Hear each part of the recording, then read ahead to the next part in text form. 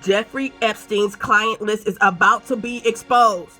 And prepare y'all hearts. Prepare y'all hearts. I've been telling y'all this. I've been telling y'all that all of this stuff is going to come out. And the Democrats can deny this, they can deny that, but sooner or later, they ain't going to be able to deny it, period. Keep in mind, you guys, the only person that has ever protected Jeffrey Epstein are the Democrats. And President Trump, in fact, was one of the people who testified against him. I just learned that. I didn't even know that.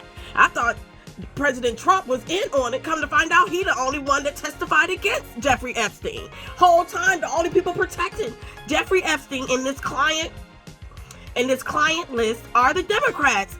So I guess it's true about former President Clinton. So we gonna see it's coming out. They said people going to prison. So what happened was the House of Oversight created a task force called the Declassification of Federal Secrets. President Trump already told us that he was going to declassify the MLK and the JFK files. However, not only are they going to declassify them, they are going to investigate them, and people are going to prison. Not only is it going to be JFK, MLK, it's also they're going to do UFOs, again, the Epstein client list, origins of COVID, where COVID really came from, the 9/11 files, and a couple of other federal secrets, things that American people want to know. So their goal is to be transparent with Americans in order to restore trust in the government. So basically, it's like there was a government behind the government working this whole time, and we were completely oblivious. Prepare your hearts, y'all. Prepare your hearts. And that's what I knew something big was coming, but I didn't know, and I still kind of don't know how big this really is. Like I said, it's some people that we admire that done did some stuff they ain't gonna be able to deny it, y'all. The proof is there to put in. And like I said, prepare your hearts. So what y'all think about this new declassification of federal secrets task force? What do you guys think about that? Let me know in the comments. Thank you guys for watching. Oh, let me let you guys hear a little bit of this yourself so you guys can, I love the actual proof because, right, it's best straight from the horse's mouth. Somebody made a big deal that, because I said straight from the horse's mouth, and it was one of President Trump's representatives. So let me say, this is from the House of Oversight, Declassification of Federal Secrets Task Force. Last month, President Trump signed an executive order to begin the process to declassify information on the assassinations of JFK, RFK, and MLK. This task force serves to build on President Trump's actions. For far too long, the American people have had reasonable questions of what their government, which they fund every day, keeps hidden about certain issues. And for far too long, the federal government has not answered these questions. This creates distrust in our institutions. That ends today. The voters of this nation delivered a historic mandate to President Trump on November 5th. The keystone of that mandate was demanding increased transparency of their government and elected leaders, and the mandate of this task force is to acquire that transparency. We will open this up for questions from the media, but first I'd like to hand it over to my esteemed colleague and chairman of the new task force, Congresswoman Luna, for her remarks. Thank you, Chairman Comer. When our founding fathers stood against tyranny, they did not merely oppose taxes. They defended the sacred idea of individual sovereignty. They declared that no government, agency, or title could infringe upon the freedoms of speech, religion, thought, and the pursuit of truth. For too long, the American spirit has been dimmed by a veil of secrecy, by a government that has grown too comfortable in the shadows, denying us the transparency we deserve. But today, we stand at the dawn of a new era where the light of truth begins to shine through. A few weeks ago, President Donald Trump made a historic announcement. With the stroke of a pen, he committed to declassifying the files concerning the assassinations of President John F. Kennedy, Robert F. Kennedy, and Dr. Martin Luther King Jr., a decision not just monumental, but pivotal. It is with profound honor that I have been entrusted by Speaker Mike Johnson and Chairman James Comer to lead the House Oversight Task Force on Declassification of Federal Secrets. Together with the help of the White House, our intelligence allies, the Department of Defense, the Department of Justice, we will be conducting investigations into the following: the assassinations of JFK, RFK, and Dr. Martin Luther King, unidentified aerial phenomena, also known as UAPs, unidentified submerged objects, also known as USOs, the Epstein client list, the origins of COVID-19, and the 9/11 files. This task force will be a beacon of bipartisanship, On the Republican side, Representatives Burchett, Boebert, Burleson, Crane, Gill, and Mace will be joining me, although I'd like to note that I'm expanding this to the entire governing body and will be allowing certain members to waive on. Our first hearing is set for March. The date will be announced soon, and we've already initiated close to a dozen communications with various agencies, to include Pam Bondi at the Department of Justice and the Secretary of State. This will no longer be a task force that makes bold promises only to fade into irrelevance or send strongly worded letters. This will be a relentless pursuit of truth and transparency, and we will not stop until the American people have the answers they deserve. We will cut through the bureaucracy, challenge the stonewalling, and ensure that the American people finally get the truth that they have been denied for too long. If we are to endure and thrive as a nation, we must restore trust through transparency. The American people must be trusted to think for themselves, to form their own judgments from the truth that they are entitled to know. We've been treated like children for too long and kept in the dark by those we elected to serve us. It is my solemn duty to begin mending this trust, to form a new relationship between the government and the governed. Let us embark on this journey together towards a government that does not serve, but one that enlightens. That does not just serve, but one that enlightens. Trust through transparency, that begins now. Without further ado, we'd like to open it up for questions, as I'm sure many of you have those. Hands up. Thank you, Ma'am. Obviously, your goals are aligned with the administration's on the declassification of Martin Luther King and the Kennedys. How would you handle if you end up, whether it's President Trump or Attorney General Bondi or DNI Gabbard, if they disagree with what you're looking to declassify on a certain topic, whether it's UAPs or 9/11 or something like that? How would you handle if there's some stuff that they don't necessarily want to declassify? Well, certainly, I think that they'd be supportive, being that they're advocating for this. But also, I want to remind the American people that this is bipartisan. There's also Democrats that are looking into answering these very questions. But certainly, we would share that information with the American people. This is about transparency. And I think, again, as I stated for far too long, there's been a massive push to keep the American people in the dark, and that ends today. Do you have subpoena power?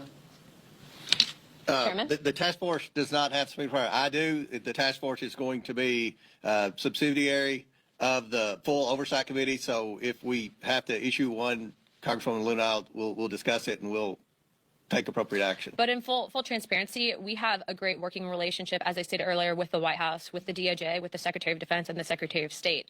The incoming FBI director, I think, will be very supportive, and we've also been told that the CIA director is very supportive. To put it in perspective, I think that this issue transcends not just one administration, but multiple administrations, and it hasn't been until now that we've been able to get people actually in positions of power that will push for transparency. Now, if I find that different entities in the various intelligence agencies are stonewalling us, I'm going to make that known to the American people. But as of right now, we are cautiously optimistic. What's your priority list? Is Epstein 9/11? Our first investigation will be announced, but it's going to be covering on a thorough investigation into the John F. Kennedy assassination. And I can tell you, based on what I've been seeing so far, the initial hearing that was actually held here in Congress was actually faulty in the single bullet theory. I believe that there were two shooters, and we should be finding more information as we are able to gain access into the SCIF, hopefully before the files are actually released to the public.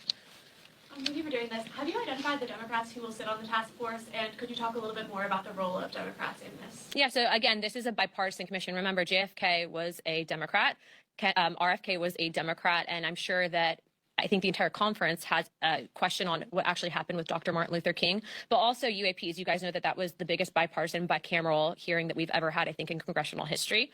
I do not know who their members are yet. They've noticed it, but they're taking this very seriously. This is not a conspiracy theory investigating committee. We're actually looking to present truth to the American people. And it's in my opinion that no one person elected to office is more important or more qualified to look at the information that they've been hiding from us. And so we look to push for that transparency.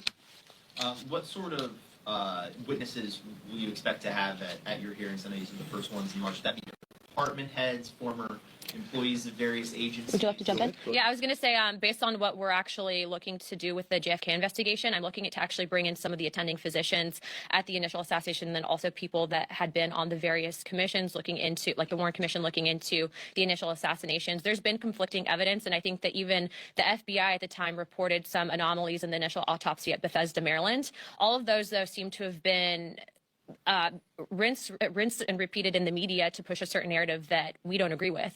And so I think that in order to put to bed some of the theories that have been out there on John F. Kennedy, we have to know the full truth, and the full truth starts with transparency, and that's why these files is so important for the American people to read for themselves. With this task force, what are you hoping to uncover as far as UAPs that you have not already heard from other UAP hearings? The biggest information problems that we've had with UAPs is the amount of stonewalling, stovepiping, and also it seems that there is this push to gaslight the American people into looking at the evidence and then not fully believing it. I think for us, if we're writing the budget, for example, into the Pentagon, if we're writing the budget overall for whatever programs might be out there, why is it that members of Congress who are given a top secret security clearance are being denied access? That's not a free and true government. And so for us, especially being that we have now a Secretary of State who's actually open to declassification and Marco Rubio, we're hoping to present that information and at least acknowledge it from a government perspective that we are not alone, but also let's see what the evidence is. Thank you. Have you already been in contact with or started to send requests to these different agencies and federal departments for this information? Yes. In fact, the letters went out this morning, not just on RFK, JFK, and MLK, but on everything that I had listed above to include UAPs, Epstein, and 9/11 and COVID, to the State Department, Department of Defense, CIA, and then also we'll be sending some to the FBI, and letters have also gone out to the NSA. How is this going to be different than the House Select Committee on Assassinations, which did investigate both the John F. Kennedy assassination and the King assassination? Well, what's interesting on that specific committee is what, to my understanding, when they actually brought in expert witnesses, they weren't actually people that were in attendance to the initial autopsy at Bethesda, but also this is a bigger committee than just the JFK assassinations. We're also expanding into Epstein, COVID origins, 9/11s, and then UAPs and USOs. And so before, where we initially had some of these hearings, this is going to be an encompassing committee that's going to work directly with the White House on information that they're declassifying. Just to be clear, Yeah. you mentioned the Warren, there's the Warren Committee, but also the Select. Correct. Correct. There's actually 3 different government investigations into the JFK assassination. But again, this committee is expanding not just there, but outwards into other fields. And again, we're working directly with the White House. In previous investigations, they didn't have access to the information that we are going to have access to. And so that's a big deal, especially if you're looking at what truly happened with JFK. Are you going to get a top secret clearance? I already have a top secret clearance. You do. All members of Congress have a TSEI. The question is do we get SAP access, of which Chairman Comer has been very supportive, and we'll be getting SAP access as well. Okay, 2 more, and then we're going to wrap it up. Obviously, some of the questions on some of these topics, whether it's Jeffrey Epstein or COVID-19, the questions are obvious. What specifically, though, are the questions you're looking to get answered with regards to September 11th? We just want the truth. How much did the CIA know in advance? But also, remember, when you have only certain information that's shared with the American people, that's when conspiracy theories happen. And it's in my opinion that conspiracy theories can be detrimental. It doesn't mean that in the last couple of months we haven't been right on a few things. But what I will say is I think that we deserve to give this information to the American people. I don't agree with the stonewalling that's occurred. And also, how do we prevent things like it from happening in the future? And we have to know the full picture, and the American people deserve to know that as well. Can we expect any collaboration with the Department of Government Efficiency? I don't know what information DOJ would have, but I would encourage them if they have anything on JFK, Epstein, or anything in between that they bring it to our office immediately. Okay, 1 more and then we'll wrap it up. This is for Sheriff Comer, if you don't mind. Of course. Your oversight of sanctuary cities. Senior city mayor Eric Adams stand apart from the other Democrats in that he's cultivating a relationship with President Trump and has been critical of sanctuary laws. And what do you hope to uncover with this hearing? Well, we have a lot of questions. Some of the people in the mayor's administrations have been vocal that they weren't going to comply with federal law, that they were going to continue to act as sanctuary cities. We want to know about coordination and communication they had between the previous administration. How did so many of these illegals get there? Who was paying for it? Who were they communicating with to be able to provide housing and so many other benefits to such a large population of people? Just the basic questions we all have. Who was paying for it? Who was leading the efforts to transport the illegals from wherever their entry point was in the United States to the sanctuary cities? And are the mayors going to comply with federal law now? Are they going to work with Tom Homan and the national security groups in the Trump administration to try to deport the criminal illegals and stop being a sanctuary city? Do you feel less worried about Eric Adams himself considering his signals? Worried about what? Do we feel less worried about Eric Adams? Eric Adams, I mean, he was one of the first mayors to bring up the crisis situation, the fiscal impact on the city. So I think he would be a very good witness, and we have a lot of questions for him, just like we do the other 3 mayors. So. All right, one last question, then we're going to wrap it up. News Nation, let's go. Can I ask about your relationship with whistleblowers? Is it going to be the normal process that oversight typically does, or would this be? Are you going to create a separate avenue for the task force? I mean, we're all about the normal process, but look, if you have information and it's credible, we've always approached it in that I'd like to be the person that does the interviews for it, mainly because, especially with stuff like this, we want to make sure that there's, not bad actors that are pushing false information to create a narrative that's simply not there. And so, every whistleblower that does come forward, as of right now, there's people that have been publicly out there, for example, on the JFK stuff, that were actually present in the room at the operating room where he was actually brought to right after the shooting. So we hope to bring those people in to testify. And again, these hearings will be open to the public. I am also expanding this to the entire conference. So if someone's going to take this seriously and look at it through an investigative lens and get answers from the American people, they are welcome to ask questions of the witnesses, and you guys will all receive notice of that.